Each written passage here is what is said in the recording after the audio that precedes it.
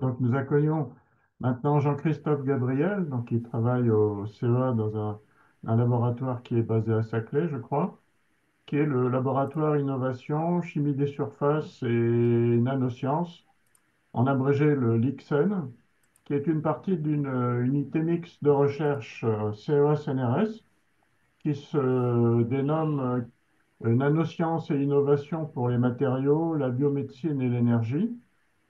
Alors, Jean-Christophe, vous avez différentes fonctions, puisque vous êtes aussi co-directeur d'un laboratoire commun du CEA avec une université de Singapour, de l'NTU, le Nanyang Technological University, je crois, dont le thème principal est la recherche en économie circulaire. Alors, le LIXEN, quant à lui, regroupe des chimistes et des physiciens autour d'une expertise dans le domaine de la fonctionnalisation chimique de surface et de nanomatériaux, avec pour but de leur conférer des propriétés intéressantes et nouvelles dans les domaines de la durabilité, des énergies renouvelables et des nanosciences pour les technologies de l'information et de la santé. Donc, ça fait un bon programme.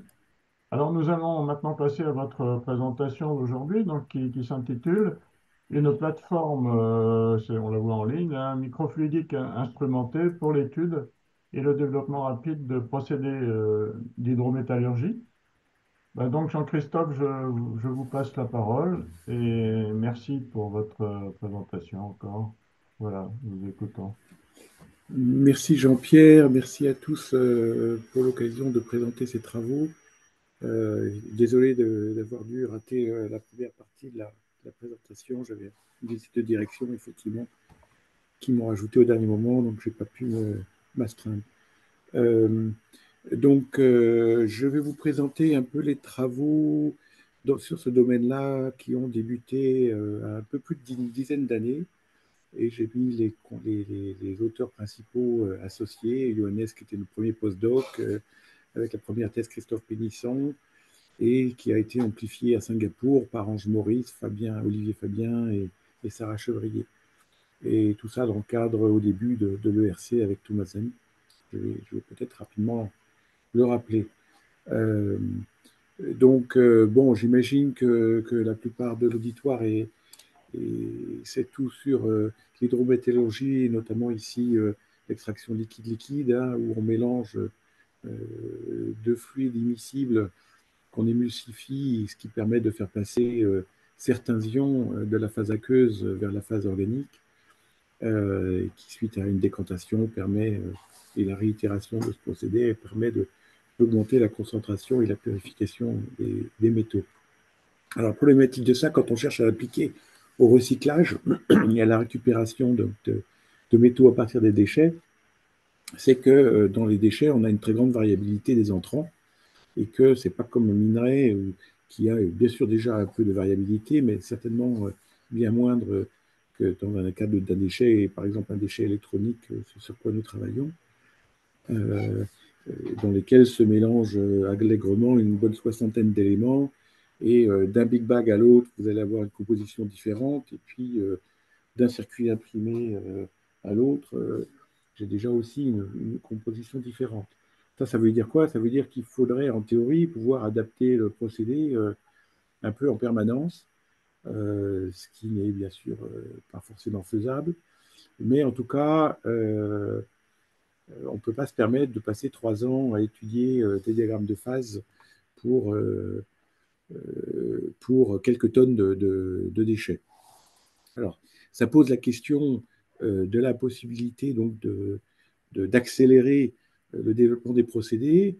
Alors, à ceci, une tentative de réponse duale, je dirais, a été proposée dans le cadre de l'ERC Recycle, qui a commencé en 2013.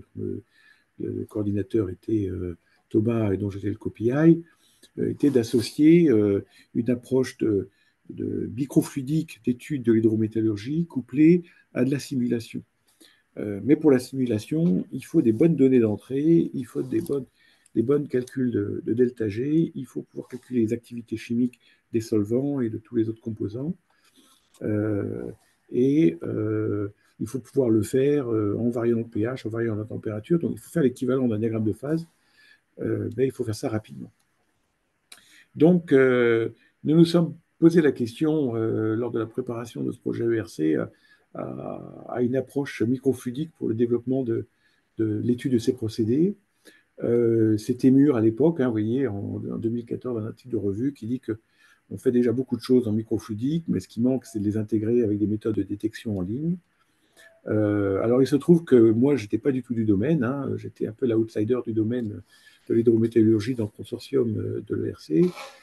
J'avais plutôt une formation de physico-chimiste, chimiste et physico-chimiste, avec notamment pas mal d'années de passé dans le développement de capteurs et de nanocapteurs. Et dans l'ERC, on s'était dit qu'on allait mesurer, grâce à ces nanocapteurs, les activités chimiques et plein d'autres choses. Et c'est ce qui nous a permis donc d'obtenir, entre autres, bien sûr, avec la simulation, la proposition de simulation d'avancer sur cette ERC. Alors, l'intérêt du microfluidique, il permet, quand je compare à l'approche, notamment en extraction liquide-liquide, je suis désolé pour les slides un peu en anglais, j'ai essayé de traduire ce que je pouvais, mais je n'ai pas eu le temps de tout traduire. J'espère que ça ne pose pas de problème.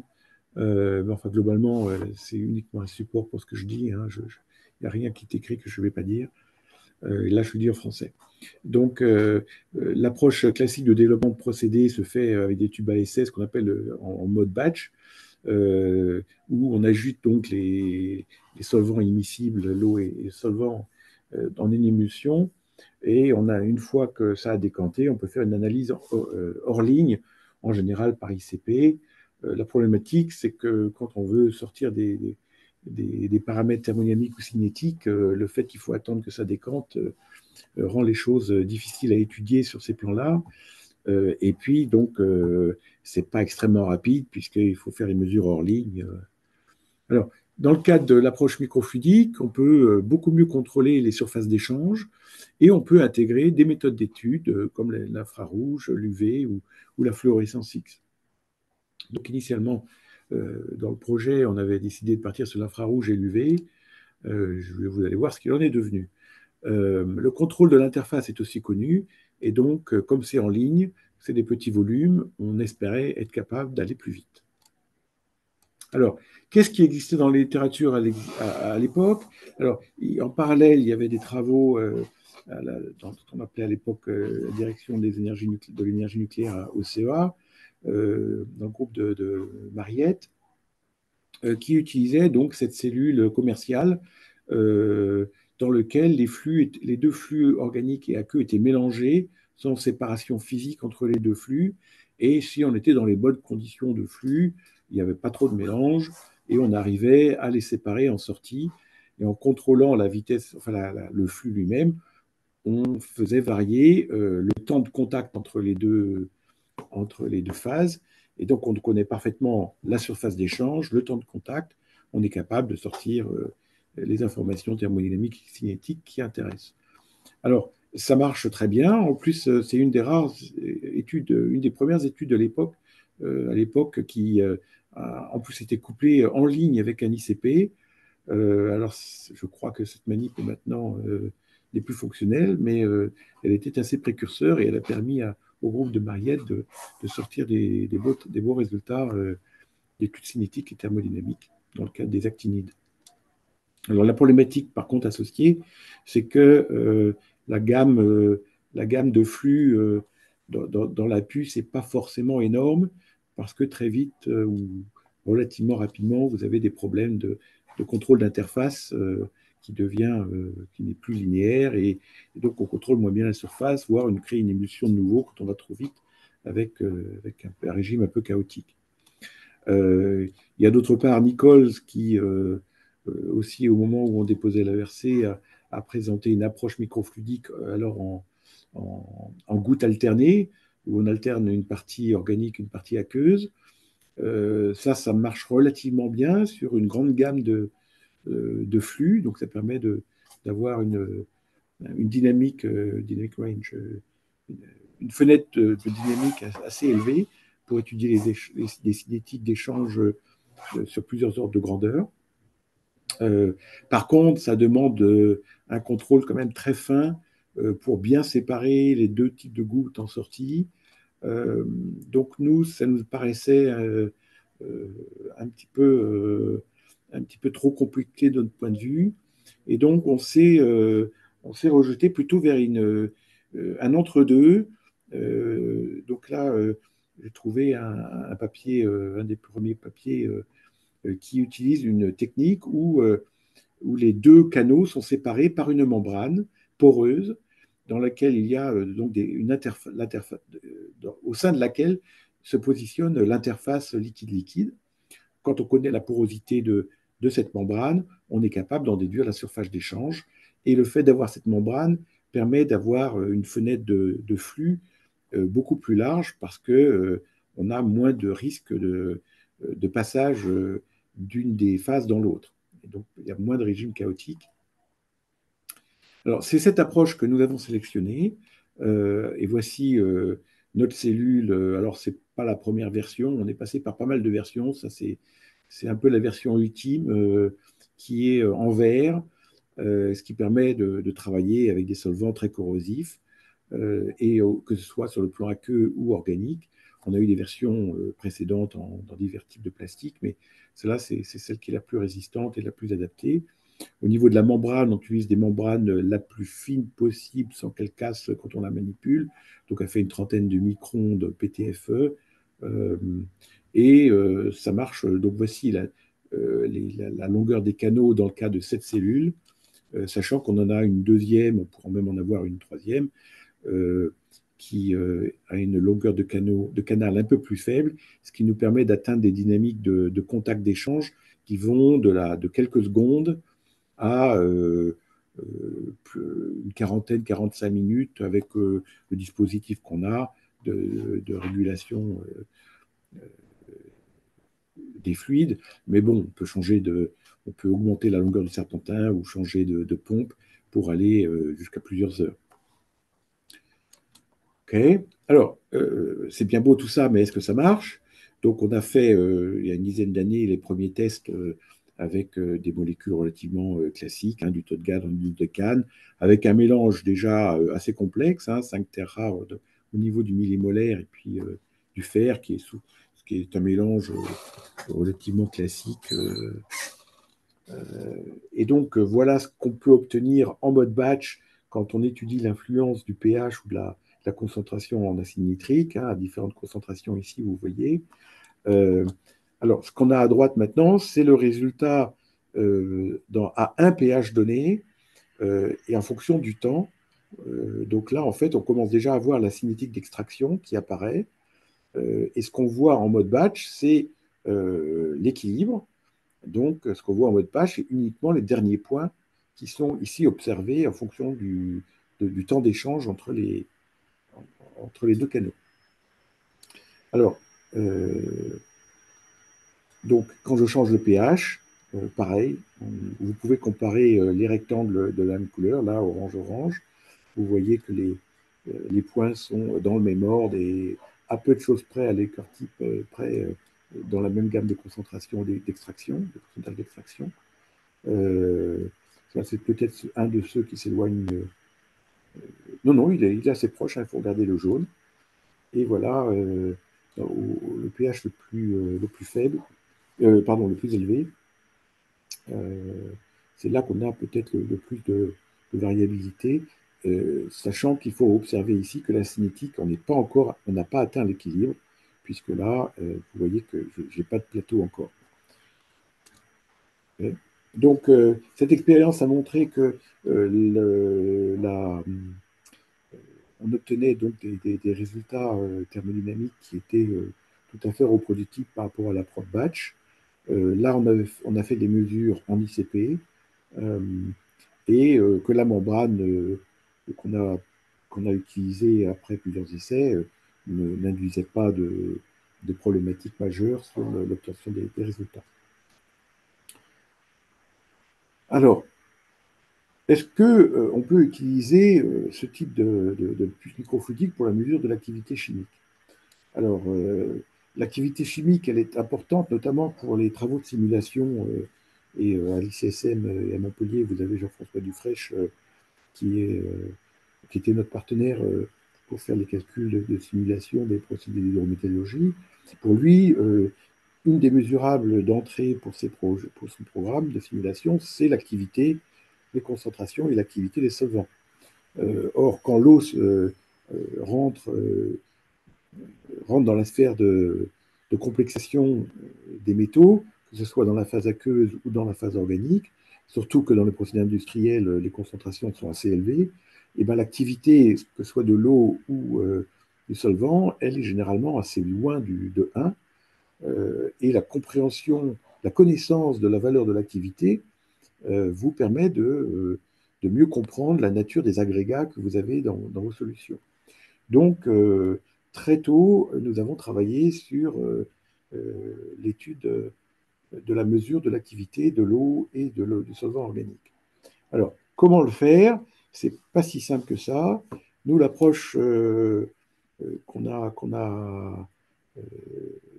choisie avec Thomas, c'était, grâce à la loi de Raoult, de se dire, ben, on va mettre en équilibre la phase liquide avec sa phase vapeur et on va mesurer la pression de vapeur des différentes molécules volatiles, et ce qui nous permettra, de par la loi de Raoult, d'en déduire donc l'activité chimique des espèces volatiles. Alors, ça paraît relativement simple. Maintenant, quand il s'agit de mettre ça en branle à l'échelle microfluidique, voilà ce qu'on a dû faire.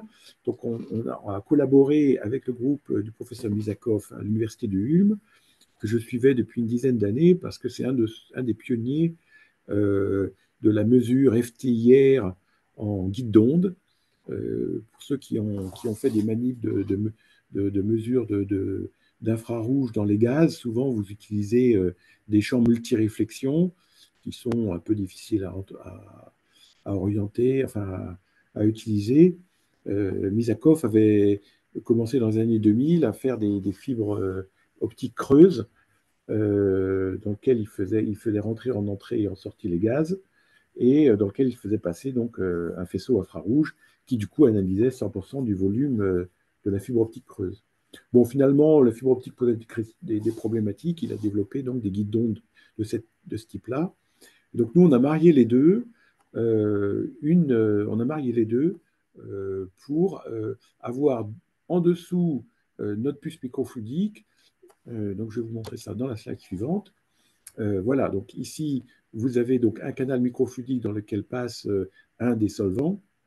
Ça peut être la partie aqueuse ou ça peut être le solvant organique. On a une chambre ici d'équilibre. Donc elle est d'évaporation, je veux dire. Et après, les gaz se mettent en équilibre dans le guidon d'ici infrarouge. Alors on a eu besoin d'avoir un peu deux zones gazeuses pour avoir une surface la plus lisse possible ici. Donc la surface bleue, on a fait des petits trous, mais il faut éviter que l'infrarouge se disperse trop. Donc il était important que ce ne soit pas la membrane qui séparait donc la phase aqueuse avec la phase gaz qui soit ici. Il nous fallait une surface moins rugueuse et plus contrôlée. C'est pour ça qu'on a fait deux zones gazeuses. Bien sûr, il faut contrôler la température au dixième de degré près pour avoir des choses qui soient stables. Donc c'est expérimentalement assez demandeur, mais si tout est bien réglé, vous pouvez suivre donc le signal infrarouge en fonction du temps et intégrer donc un pic caractéristique du solvant que vous cherchez à étudier en fonction du temps. Et quand l'équilibre est atteint, à partir du moment où vous avez une abac initiale, vous êtes capable d'en sortir la pression de vapeur et donc de remonter à l'activité chimique. Alors voilà à quoi ça ressemble en vue 3D, en vue 3D en temps réel, dans le dispositif réel des années 2015-2016, ça ressemblait à ça. Donc là, vous avez toute la partie contrôle fluidique, microfluidique. Là, vous avez des valves. Et là, vous avez la, la, la cellule microfluidique intégrée infrarouge. avec donc le spectro qui envoie son faisceau infrarouge là, qui passe au travers, et là le détecteur. Alors, vous voyez ici des chambres qui permettent de contrôler l'atmosphère, parce que quand vous voulez étudier la pression de vapeur de l'eau, eh ben, la première chose que vous apprenez, c'est qu'il y a beaucoup d'eau dans l'atmosphère qui nous entoure. Donc, il faut pouvoir s'astreindre de l'atmosphère qui nous entoure pour savoir quelle est vraiment la quantité d'eau qu'il y a de façon intrinsèque à l'intérieur de mon guide d'onde et pas dans ma chambre ici thermalisée à 0,1 degré. Donc voilà à quoi ça ressemble, par exemple. Donc la première chose qu'on a regardé, c'est des mélanges assez simples. Là, c'est des choses qui sont connues depuis des décennies. L'activité de l'eau dans un mélange de NaCl. Donc ça, c'est l'intégration de la courbe de l'eau euh, en fonction de la concentration en sel. Et quand on met ça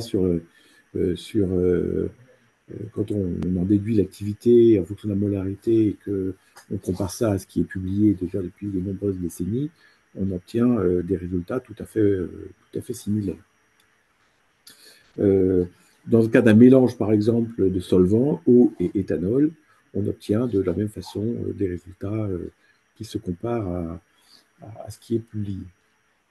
Donc, on aimerait bien appliquer ça à des procédés réels. Bon, là, par la suite, tout ça, c'est parti à Singapour et on s'est focalisé plutôt sur les rayons X. Il y a bien sûr des facteurs limitants à ceci, mais bon, on a quand même la preuve de concept qu'on arrive à mesurer, donc, il me manque un petit E là, l'activité des solvants. L'atteinte de l'équilibre, hein, vous avez pu remarquer que les courbes, elles ne sont pas forcément extrêmement rapides, hein, c'est entre 10 et 40 minutes. Hein. Parfois, pour l'eau, dans certains cas, ça peut être même, quand on est proche de la pression de vapeur saturante, c'est même un peu plus. Euh, donc, on s'est beaucoup bataillé sur le temps d'équilibrage. On pense qu'on pourrait optimiser ça en essayant en réduisant pardon, le volume de la chambre ou du guide d'onde. C'est pas complètement optimisé, mais bon, d'être capable de faire une mesure en 10-20 minutes, ça serait bien. Le système, on l'a amélioré depuis en mettant des fibres optiques qui arrivent en entrée et en sortie du guide d'onde, ce qui permet d'éviter d'avoir ces gros volumes sous azote. Ça rend les choses beaucoup plus faciles sur le plan expérimental. Une autre chose que ce système nous a permis d'étudier au passage, c'est d'étudier la qualité des mélanges. On sait effectivement, quand on a essayé d'utiliser ça dans des cas plus réels, plus intéressants en hydrométallurgie, on s'est rendu compte qu'il fallait donc faire des mélanges en amont euh, et que ces mélanges, eh ben, en fait, ils étaient loin d'être bons à l'échelle moléculaire. Euh, on mesurait des activités un peu avec des points dans tous les sens. Et ça venait du fait qu'on n'avait pas un mélange homogène jusqu'à l'échelle moléculaire. On avait peut-être un mélange microscopique, c'est-à-dire que si on mettait des colorants, on avait l'impression que c'était bien mélangé. Et ça, c'est l'approche qu'on voit souvent dans les puces microfluidiques biologiques, où les gens étudient les mélanges microfluidiques avec des colorants optiques et ils mesurent la couleur de ce qui sort en sortie des puces de mélange. Nous, ce que la mesure d'activité nous a montré, c'est que il y avait des puces de mélange qui permettaient d'obtenir des très beaux mélanges coloriques, mais des très mauvais résultats en activité parce que le mélange n'était pas fini. En fait, on n'était pas à l'équilibre thermodynamique du mélange. Euh, et donc, faire un bon mélange microfluidique, c'est une tâche quand on veut travailler à l'échelle moléculaire qui demande beaucoup d'efforts. Donc, je passe maintenant à la partie mesure de la concentration dans les procédés d'hydrométallurgie des métaux d'intérêt. Alors, initialement, nous nous étions dit qu'on allait le faire par spectroscopie UV, ultraviolet. Euh, Et puis, on s'est rapidement heurté au fait que la, la spectroscopie ultraviolette, en fait, elle mesure les électrons, la chimie et les électrons des couches extérieures, et elle est donc assez sensible à la chimie, à la chélation, ce qui fait que la méthode d'étude est pas très universelle, il faut la recalibrer à chaque changement de système. Ça ne nous a pas paru le plus pratique, même si c'était peut-être le plus facile d'un point de vue expérimental. Et donc, on a changé notre fusil d'épaule et on a décidé de partir euh, la fleur au fusil vers la fluorescence X. Je dis la fleur au fusil, vous comprendrez peut-être après pourquoi. Euh, donc voici, c'est pas le tout premier design qu'on a fait, mais on a convergé assez vite. Là où il y a eu le plus de variations, c'était sur la puce microfluidique elle-même. Mais le gros du design a été fait assez rapidement. Donc vous reconnaissez ici la puce d'extraction liquide-liquide que je vous ai présentée tout à l'heure. Et là, ce que vous avez, c'est un micro-canon à rayons X qui vient donc envoyer des rayons X sur la puce microfluidique avec ici un beam stop assez large et ici un microdétecteur de fluorescence X euh, qui est assez performant. Et l'intérêt qu'on a ici, je ne sais pas si vous avez remarqué, mais la puce microfluidique, elle est montée ici comme un plongeoir, parce que ce que j'ai ici, c'est un moteur qui permet de passer d'un canal à l'autre. Donc, je passe 10-20 secondes à mesurer la fluorescence X sur le canal à queue, et hop, le moteur passe ensuite la puce sur le canal organique, et comme ça, je peux mesurer les deux canaux. Hein, il n'est pas facile de mesurer la concentration des ions par ICP dans le solvant organique parce qu'il il perturbe, comme il brûle, il crée des flammes et donc de l'intensité lumineuse. Ça perturbe donc les mesures quantitatives de l'ICP. En XRF, par contre, on n'a pas de problème à mesurer le canal organique. Donc l'UV, on a changé, on est passé à la fluorescence X.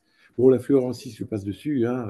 L'intérêt, c'est qu'on excite les électrons de cœur. Donc, ça n'est en première approximation pas sensible à la chimie. On arrive comme ça à reconnaître les éléments et à les suivre. Si c'est bien calibré, on arrive à mesurer quantitativement. Au moins la deuxième partie du tableau périodique, quand il s'agit d'être dans la première ligne des métaux de transition et la première partie du tableau périodique, là, ça commence à être plus touchy. Donc voilà la puce microfluidique de la dernière qu'on a mis en place, donc avec, avec des tubes en polyimide en Kapton hein, qui sont très fins et qui nous permettent d'avoir suffisamment de rapports signal sur bruit. Ça marche bien. Le concept, donc je vous l'ai dit, dès 2011, 2012 le RC, 2013 les designs et l'achat. Et là, ben, vous voyez, 4 ans d'attente pour avoir le droit d'allumer le spectro rayons X. C'est les joies des rayons X en France à l'heure actuelle. Euh, on a été bloqué très longtemps là-dessus. Le postdoc a fait tout le design et un mois avant de partir, en 2018, il a eu le droit d'allumer le spectro. Bon, heureusement, j'ai pu déménager tout ça à Singapour en septembre, octobre 2018. Et en 3 mois, on a eu l'autorisation sans risque de sécurité, avec le même niveau de sécurité. On a obtenu tous les agréments, toutes les licences et l'autorisation à Singapour pour lancer les manips Rayons X. Donc le thésard s'est attelé à la tâche. Voici à quoi ça ressemble, motorisé à l'intérieur donc de la chambre thermique, contrôlé donc entre une dizaine et une trentaine de 35 degrés. Après, bon, j'ai un petit peu peur pour l'électronique, donc on n'est pas allé au-dessus de 35 degrés. Mais voilà à quoi ça ressemble. Donc on a eu initialement des pouces-seringues et puis après on a acheté des flowmetteurs beaucoup plus chers et beaucoup plus précis. Surtout parce que ce qu'il faut se rendre compte, c'est quand on va aux flux les plus faibles, là, on arrive à voir les pas du moteur de, de, de pouce-seringue, donc c'est pas idéal. Donc on est passé à des flowmetteurs après. Ok. Donc là, qu'est-ce que je voulais dire oui, pourquoi mesurer les deux canaux Eh bien, parce que quand on marche en ICP, comme on peut mesurer que les canaux à queue, globalement, on utilise la conservation de la matière, la loi d'action de masse, pour dire que la concentration de la phase organique, c'est donc la concentration, euh, euh, pardon, on mesure, on dit que c'est ce qui a été enlevé de la phase aqueuse. Donc, on dit que c'est, j'ai une petite erreur là, c'est la concentration aqueuse finale. Euh, donc, c'est comme ça qu'on l'estime. Mais quand l'extraction est très bonne, ça fait des erreurs relatives, surtout quand on met les deux en rapport, ça fait des erreurs relatives qui peuvent être absolument énormes, de plusieurs centaines de pourcents dans le mesure du delta G. D'où l'intérêt de mesurer les deux valeurs. Euh, et donc, on a mis en place tout un protocole de calibration et d'estimation de l'erreur et de mesure de la concentration la plus probable dans les différents canaux. Tout ça dans un but de minimisation donc, de la mesure de l'erreur et d'obtenir des valeurs de delta G les plus précises possibles. Donc, on a mis ici en place, voici un exemple de système qu'on a étudié. Alors, il est un peu idéal. Hein, vous voyez, les terres rares ont des spectres de fluorescence bien séparés. Donc, tous les systèmes ne permettent pas d'avoir une bonne séparation. Le fer vient se mettre parfois un peu au milieu. Donc, il faut regarder si les domaines de concentration, si les mélanges sont compatibles, si on arrive à déconvoluer les pics. Quand on a 3 ordres de grandeur de fer en plus et que ça écrase tout, c'est pas forcément adapté, mais il y a des systèmes et il y a des cas dans lesquels donc cette manip de microfluidique est tout à fait adaptée. Alors là, j'ai très vaguement expliqué, très rapidement expliqué, pour pouvoir déconvoluer les spectres, il faut avoir des calibrations assez poussées pour éviter des erreurs dues aux effets de matrice. Hein. On ne peut pas simplement se dire qu'on fait de l'extraction linéaire par rapport à l'extrapolation linéaire par rapport à une mesure, une abac toute simple sur un seul élément. Je prends une abac et puis voilà, je fais mon extrapolation linéaire. C'est pas aussi simple. Les effets de matrice doivent être pris en compte. Donc, on a mis en place euh,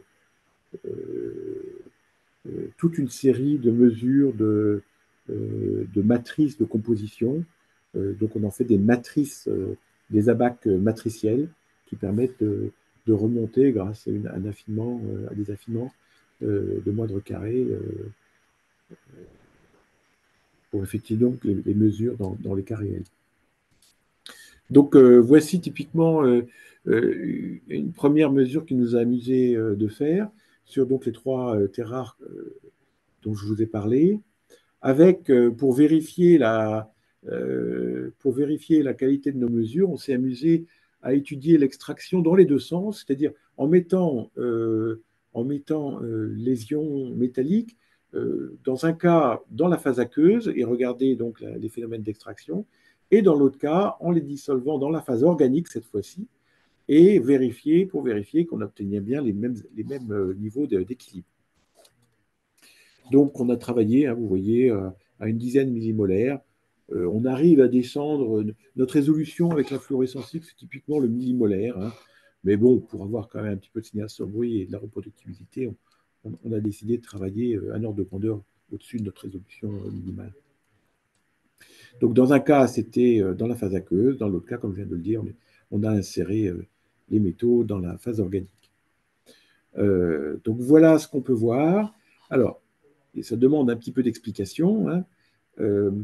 Donc là, chaque rectangle là, que vous voyez, c'est pour un flux donné. Donc là, je vais pousser à 20 microlitres. Donc ce qui se passe, c'est que j'ai mon front qui avance dans la puce microfluidique dans le serpentin, et ça met un certain temps pour atteindre son équilibre, un état stationnaire. Et puis plus je vais lentement, plus mon front, le front de ce que j'avais avant par rapport à ce que j'injecte. Hein. Avant, j'avais en général de l'eau pure. Après, j'injecte ma solution qui contient mon métal. Donc, j'ai un front de contact entre la queue, l'eau pure et ma concentration et ma phase avec les métaux. Donc j'ai un front qui est initialement, si je vais très vite, qui reste relativement vertical, mais enfin bon, c'est pas jamais exactement vertical, mais plus je vais lentement, plus les deux on diffuse l'un dans l'autre. Et donc là, je mets, quand je vais le plus lentement possible, vous voyez que je mets quand même un certain temps, je mets plusieurs minutes avant que le régime stationnaire est atteint. Et donc, je ne peux pas mesurer avant que ce régime stationnaire soit atteint. Je ne sais pas si j'ai été très clair, euh, mais ce que je veux essayer de faire comprendre, c'est que chacune de ces étapes-là me permet de mesurer un point de cinétique. Okay, et donc, l'intérêt, c'est qu'en quelques heures, j'arrive à sortir une cinétique avec un minimum de déchets. Donc voilà, donc, là, vous allez peut-être mieux comprendre. L'extraction de la position de ces points me permet donc d'obtenir des temps de contact entre les deux phases différents et donc de remonter à la cinétique euh, de mon échange liquide-liquide, de mon extraction liquide-liquide. Alors, qu'est-ce qu'on regarde là? Ici, on regarde une terre rare, hein, de ce qu'on a extrait de la fluorescence X pour le lantane, en fonction du temps. Euh, et dans la phase aqueuse en bleu, organique en orange, dans le cas de l'extraction ou de la reverse extraction, dans le cas des triangles. Euh, donc, ce que ça me dit, hein, c'est que heureusement, là vous voyez, ma courbe bleue en triangle et ma courbe bleue en carré, ici on atteint le même équilibre.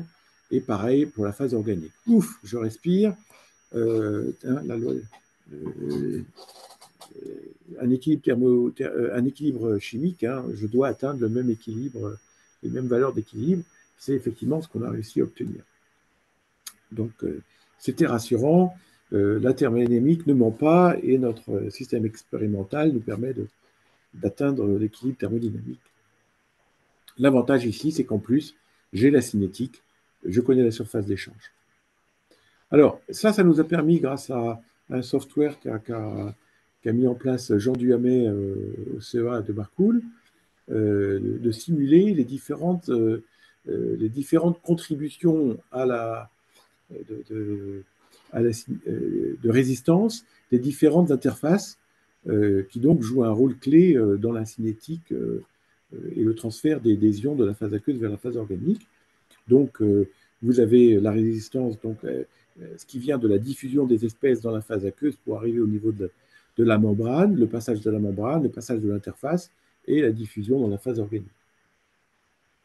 Donc tout ça, ça se modélise relativement bien, et sachant qu'on a globalement une véritable inconnue qui est la résistance de l'interface entre la phase aqueuse et la phase organique. Et puis, parfois, les coefficients de diffusion dans la phase organique ne sont pas forcément connus. Ça peut être une deuxième inconnue, donc il faut la déterminer par toute façon. Mais bon, elles sont souvent tabulées. Les coefficients de diffusion sont souvent tabulés. La vraie inconnue, c'est cette interface. Alors, ce qui est intéressant, c'est que là, on a fait donc l'expérience à différentes températures. Donc là, vous voyez l'évolution en rouge ici de cette résistance d'interface en fonction de la température. Bon, bah, c'est pas étonnant que plus on chauffe, plus cette résistance est faible. Hein, les ions ayant plus d'énergie, ils passent l'interface plus facilement. Donc ça, c'est pas si étonnant que ça.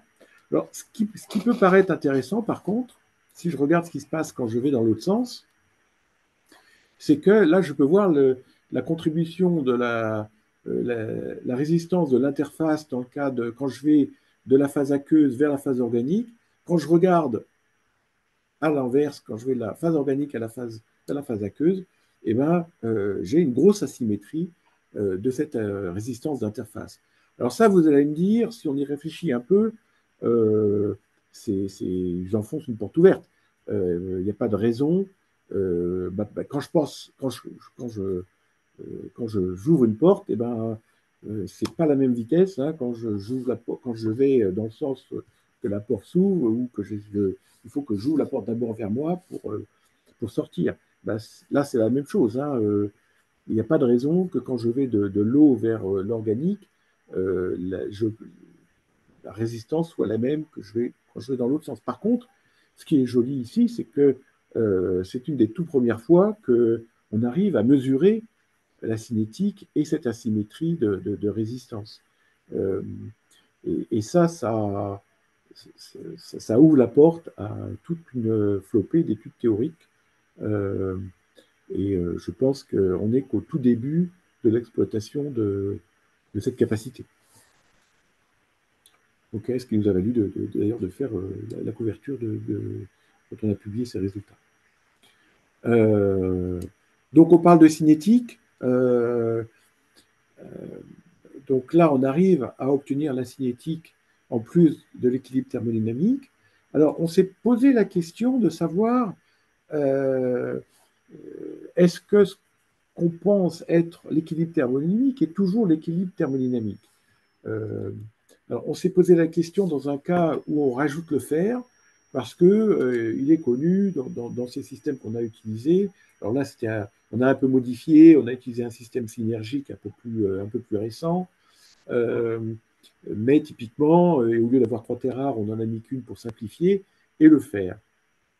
Alors, ce système est connu pour bien extraire les terres rares et ne pas extraire le fer. Euh, alors, on s'est posé la question de savoir si c'était vraiment intrinsèque, si c'était simplement une question de cinétique. Alors, parce qu'effectivement, si c'est une cinétique extrêmement lente, on a l'impression d'être à l'équilibre parce qu'on a regardé pendant 1 ou 2 heures et qu'on s'est dit que ça suffisait.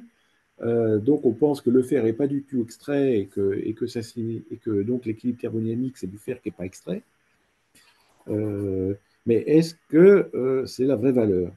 Et donc ça, c'est tout l'intérêt d'être capable de faire les choses dans les deux sens, c'est qu'on se pose la question de savoir si ce qu'on a vu et ce qu'on a estimé être un équilibre, c'est juste un équilibre perçu, ou est-ce que c'est le vrai équilibre? Je ne sais pas si j'étais très clair, mais je vais vous le montrer ça plus en détail. Et donc, dans notre système, alors voilà, pour la terre rare, ce qu'on voit. Donc, vous reconnaissez ici mon atteinte de l'équilibre stationnaire hein, à différents flux, 20, 10, 5 et 1 microlitre par minute. Donc là, en bleu, vous avez la phase aqueuse. Donc, vous voyez que très vite, l'ytterbium passe dans la phase organique. Plus je vais lentement, plus je permets à l'ytterbium de passer en quantité. Donc normalement, je devrais avoir ça qui monte. Là, vous voyez, je n'ai pas vraiment atteint mon état stationnaire.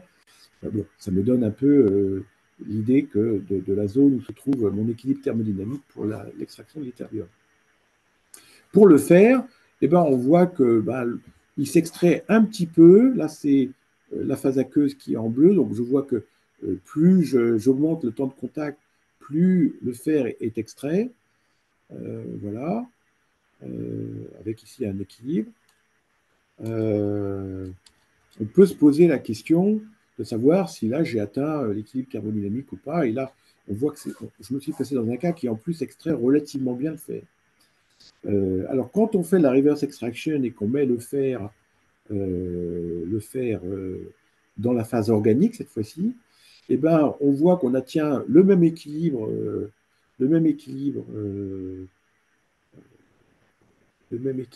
pour l'ytterbium hein, que j'avais ici. Pour le fer, alors là, par contre, on voit, là, on voit vraiment bien le fait que la résistance à l'interface de passage de l'organique vers la queue a une contribution beaucoup plus faible, puisque vous voyez la cinétique de passage du fer vers la phase. Enfin, qu'il ne part pas, quoi. Hein. Ça, c'est mon équilibre. J'atteins l'équilibre stationnaire. Là, je vois que le fer, il reste complètement dans la phase organique. Il n'a aucune velléité de passage dans la phase aqueuse. Et ça m'indique qu'en fait, l'équilibre thermodynamique pour le fer, c'est quasiment 100% de fer extrait. Le fer, en théorie, il s'extrait très très bien thermodynamiquement, sauf que comme on travaille à une échelle de quelques minutes et que la cinétique d'extraction est plus faible, et bien là, on arrive séparer de façon cinétique en fait l'ytterbium du fer. Donc, pour résumer cette approche d'extraction liquide-liquide par microfluidique, j'espère que j'ai réussi à vous convaincre qu'on arrive quand même à faire de l'extraction et de l'étude de ces phénomènes de façon beaucoup plus rapide. Ça nous permet de travailler à la fois en phase aqueuse et en phase organique, donc d'obtenir, de minimiser l'erreur et d'obtenir des mesures de delta G les plus précises, qui sont les données d'entrée à la simulation et au programme de modélisation de procédés. En plus, ça nous permet de mesurer les cinétiques d'extraction. Quand elles sont lentes, en passant en reverse extraction, ça nous permet de vérifier que les équilibres sont les vrais équilibres et non pas des phénomènes cinétiques. Et en plus, ça nous permet d'atteindre des données qui sont très difficiles d'obtenir, comme justement ce que j'ai donc décrit, les résistances d'interface. Alors, on s'est aussi amusé à regarder d'autres types de procédés hydrométallurgiques, comme par exemple l'extraction solide-liquide et donc l'absorption de métaux sur soit des résines, soit sur des feutres échangeurs d'ions. Donc là, on a étudié donc, des fibres qui proviennent d'un industriel du spin-off du CEA à Gélis. Donc là, on a une pompe péristaltique qui permet d'injecter dans la mini-colonne. Alors, c'est plus du microfluidique, là, c'est du millifluidique, mais on utilise donc le spectro intégré de fluorescence X que vous reconnaissez ici. Donc, voilà à quoi ressemble la mini-colonne avec les feutres bien tassés à l'intérieur d'échanges cationiques. Et la puce microfluidique en détail avec le spectro de fluorescence X, sur lequel on peut mettre des filtres pour enlever, par exemple, certaines fluorescences gênantes comme l'argent, qui était ici un problème. Et voici le courbe qu'on obtient en temps réel en injectant donc cette solution-là en entrée. Alors, ce qui est amusant, c'est qu'on vous a... Donc là,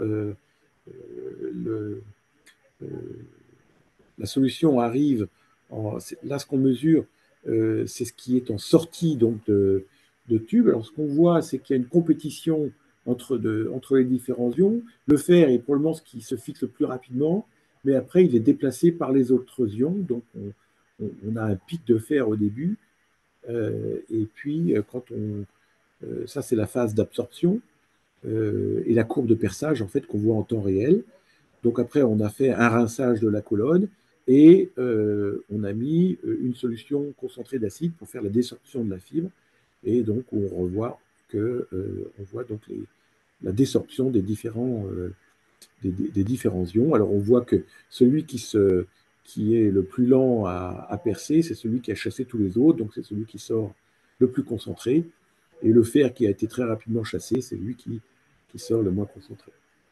Donc ça nous a permis je ne développe pas parce que je commence à plus avoir beaucoup de temps, mais ça nous a permis de développer un procédé en travaillant sur la chélation et la spéciation des différents ions, de faire un procédé qui permettait de très bien séparer le fer des autres terres rares par ces méthodes-là. Okay. L'intérêt, c'est que là, on a tout en direct. Et l'intérêt des fibres par rapport aux résines échangeuses d'ions, c'est qu'il n'y a pas de convolution avec les temps de diffusion des ions à l'intérieur des résines. Toute la surface d'échange est à la surface des fibres. Donc là, on voit vraiment en temps réel les compétitions entre les différents ions, ce qui mériterait de développer des outils de simulation et de modélisme de ces cinétiques. On ne s'est pas penché là-dessus, mais ça serait assez intéressant de développer les outils de modélisation. D'accord. Enfin, un dernier point que je voulais aborder, c'est que la puce microfluidique d'analyse de procédés d'extraction liquide-liquide, eh ben, en fait, on peut la mettre à l'envers et se dire que je peux en fait aussi l'utiliser pour étudier, si moi maintenant je me mets à développer des membranes, je peux l'utiliser pour étudier les propriétés de cette membrane.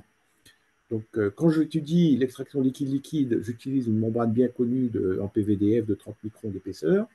Si maintenant je cherche à étudier la membrane elle-même, et on travaille notamment dans le groupe sur des membranes qui utilisent donc du PVDF comme substrat poreux de support hein, mécanique sur lequel on vient déposer des matériaux 2D qu'on utilise comme matériaux de filtration. Et là, ce qui nous intéresse, c'est quelles sont les propriétés de filtration de cette membrane hybride par rapport à certains ions. Alors, ça se passe, on peut le faire. Donc là, pardon, mes solutions, elles rentrent dans le serpentin, hop, et elles vont ressortir ici, avec certains ions qui vont passer de façon préférentielle au travers de la membrane. Alors, on peut le faire comme ici, en co-courant, ou on peut le faire en contre. Non, là, pardon, c'est le co-courant, et avant, c'était donc contre-courant. Pardon. L'intérêt, c'est que là, encore une fois, je peux faire ça directement en fluorescence X. Alors là, la manip, on l'avait déplacée en France, et là, en France, il nous a fallu. On a été bien sûr rebloqué par l'ASN. Donc ça fait 2 ans que la manip ne tourne plus en rayons X. Donc là, on a fait les manips en ICP à nouveau.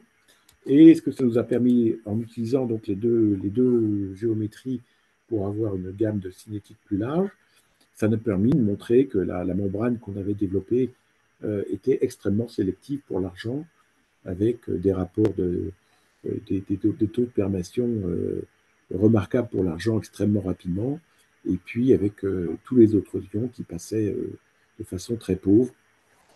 Euh, donc, on était très content des performances de cette membrane.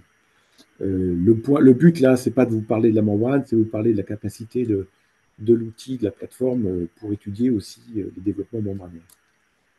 D'accord. En plus, on a travaillé à co et à contre-courant. Donc, à co-courant, le maximum que vous puissiez atteindre, c'est 50% d'échange. Le contre-courant, on a fait une manip à la fin de la thèse de Sarah. Et le premier résultat qu'on a obtenu, c'était déjà plus de 60% d'extraction de l'argent. Donc, ça, c'est en cours de. On continue sur ce travail dans le cadre d'une thèse qui a commencé.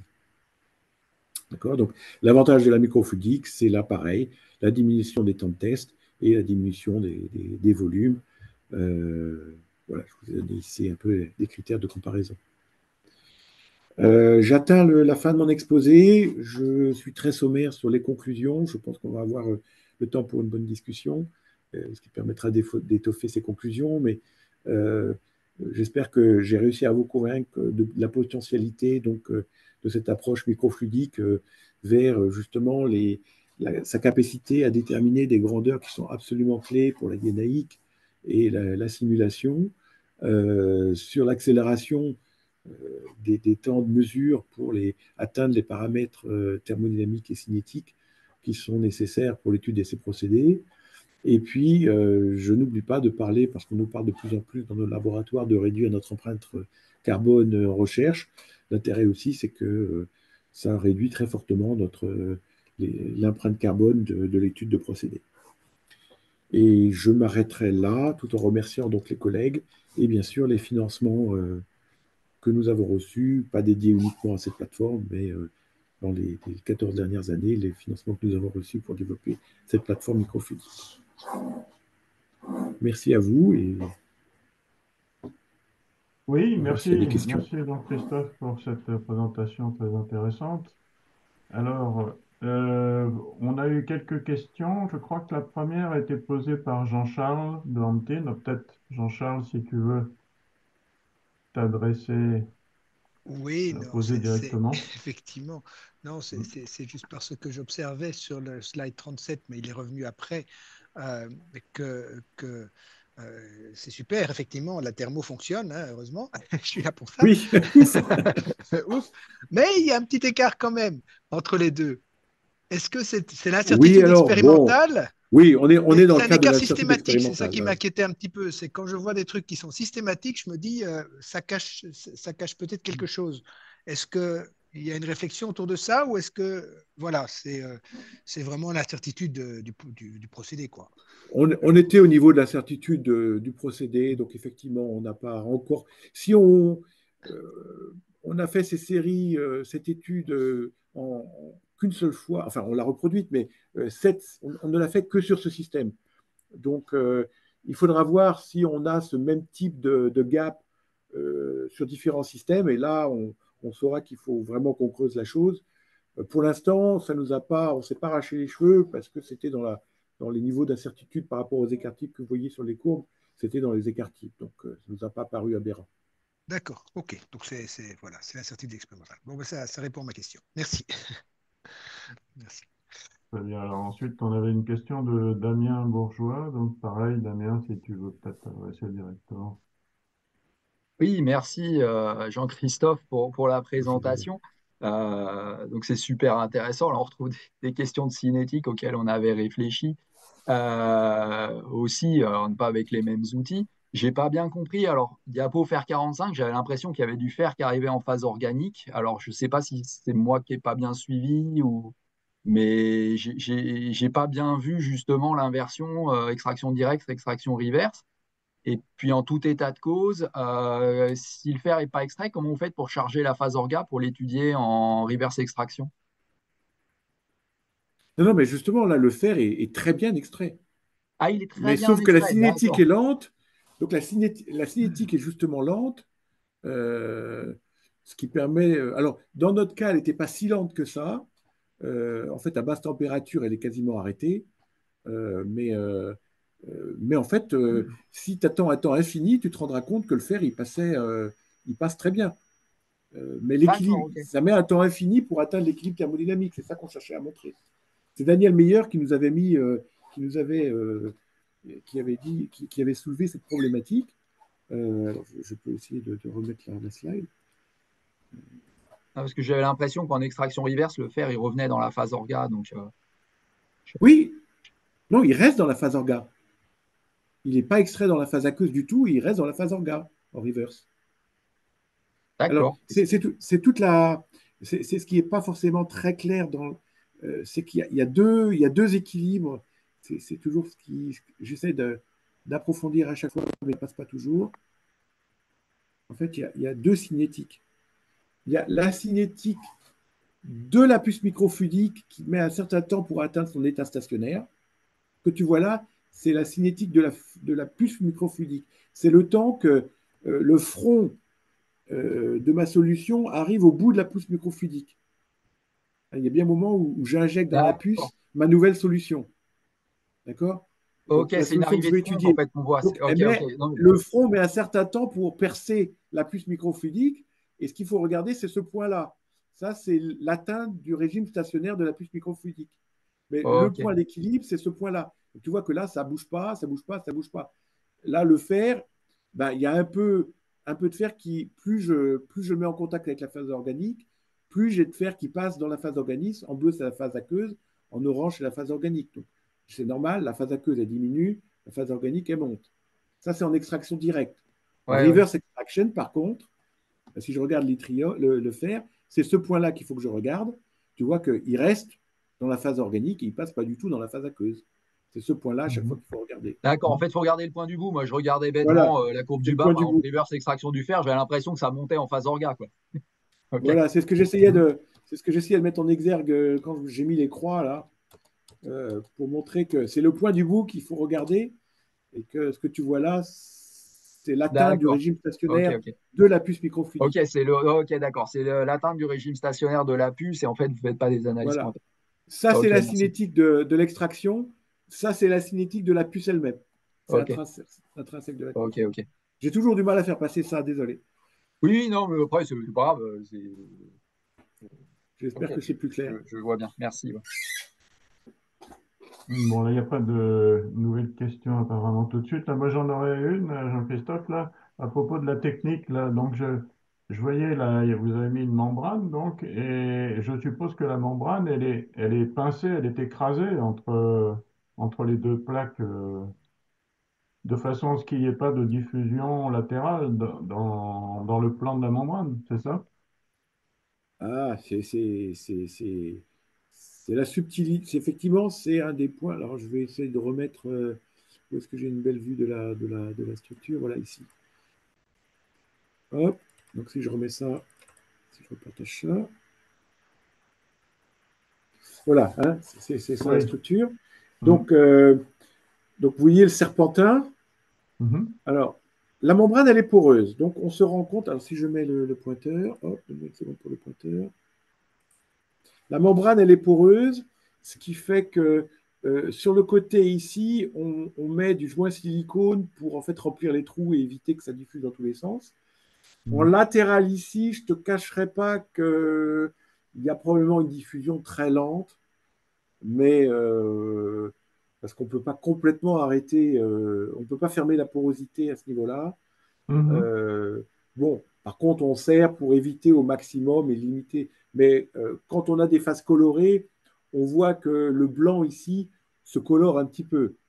Donc, bon, il y a un tout Oui, petit peu de surtout. solution qui Oui. va passer, je dirais, directement de ce canal vers ce canal en passant par le polymère ici, quoi. Mhm. Oui, surtout, des fois, vous avez quand même des temps d'extraction qui sont longs. Tu disais 45 minutes, je crois. Alors, ces 45 minutes, c'est le temps que le fluide met Oui, pour aller de là, faire tout le oui, serpentin pour arriver là, hein. oui, oui, d'accord. Enfin, ça a quand même, du coup, le temps de diffuser. Et je Tout à suppose fait. que, ouais, je suppose que la membrane, la membrane s'imprègne de la phase organique, là. Oui, oui, l'interface, elle est plutôt au niveau de la phase aqueuse, comme c'est une membrane hydrophobe. Oui, L'interface, elle est. Et oui, c'est d'ailleurs, ce que ça. je n'ai pas dit, c'est qu'on a un contrôle de la pression des deux différents canaux, Mhm. ce qui permet de régler la position de l'interface. Mhm. Euh, et si cette pression est mal réglée de sortie, on peut avoir la phase aqueuse, la phase organique qui passe dans la phase aqueuse. Et vous n'avez pas essayé une membrane hydrophilisée? Il y avait du PVDF hydrophile. Nous, on avait utilisé ça. On utilisait Bon, on ça? On cherchait faisait plutôt à éviter, Ouais, on avait vite des problèmes de passage de l'eau dans la phase organique. Donc, on a ouais, essayé pas mal de types de membranes. ouais.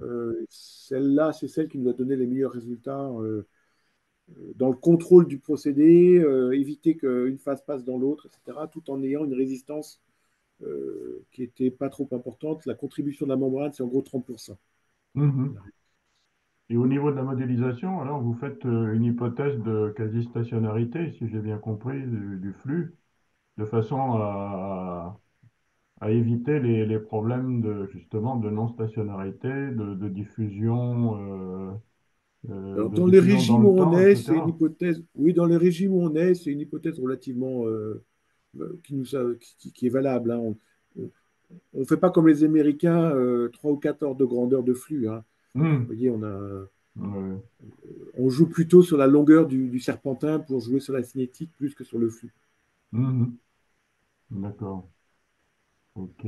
Mais alors un truc aussi dans l'exploitation des résultats, donc finalement vous avez deux paramètres, parfois dans certains cas, besoin deux paramètres inconnus, c'est le cas cinétique de transfert et le coefficient de diffusion, donc soit dans la phase organique, soit dans la phase aqueuse, je suppose. Alors, Et comment dans vous la vous phase aqueuse, débrouillez? c'est généralement tabulé. Dans Oui, la phase aqueuse, oui, c'est généralement tabulé, il y a pas de problème. La phase organique, c'est pas toujours moins, tabulé. oui. Donc, je sais que Thomas a une collaboration, je le laisserai me corriger, je sais plus si c'est avec Montpellier ou Toulouse, pour faire des mesures de coefficient de diffusion. Nous, Oui, nous euh, on on a avait fait une mesuré. hypothèse par rapport à ce qui était tabulé dans une de nos études, et puis dans une autre étude, c'était tabulé.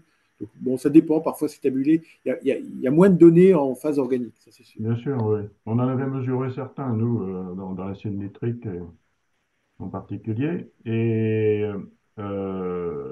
qu'est-ce que je voulais dire? Oui, donc comment vous vous débrouillez avec ces deux paramètres qui peuvent être... Ah oui, quand même, le coefficient de diffusion, vous essayez de le déterminer, de l'estimer, quoi. C'est ça? Oui, oui, tout à fait. Oui. Oui, Oui. c'est ça. Ouais, d'accord. Ben, si tu veux faire des mesures précises, il faut absolument le mesurer, hein, ça, c'est Oui, clair. bien sûr. Oui, surtout la phase organique, on peut obtenir n'importe quoi. Ouais. Oui, On a bien vu disons, ça. si j'interviens, merci. C'est Oui, vas-y, toi. encore une des choses où il faut absolument progresser. Je vais rêver que quelqu'un s'y emploie. Il y a vraiment des choses belles à faire.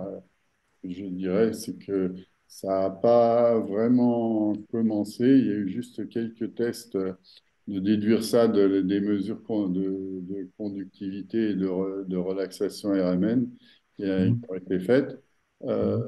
Sinon, on s'est aperçu très récemment, les manips n'ont pas encore démarré, c'est que quand dans ces milieux-là, on fait une diffusion quasi élastique de la lumière, on voit trois temps de corrélation que les gens Mhm. d'habitude décrivent trop vite par un effet de taille d'un agrégat qui aura une taille particulière.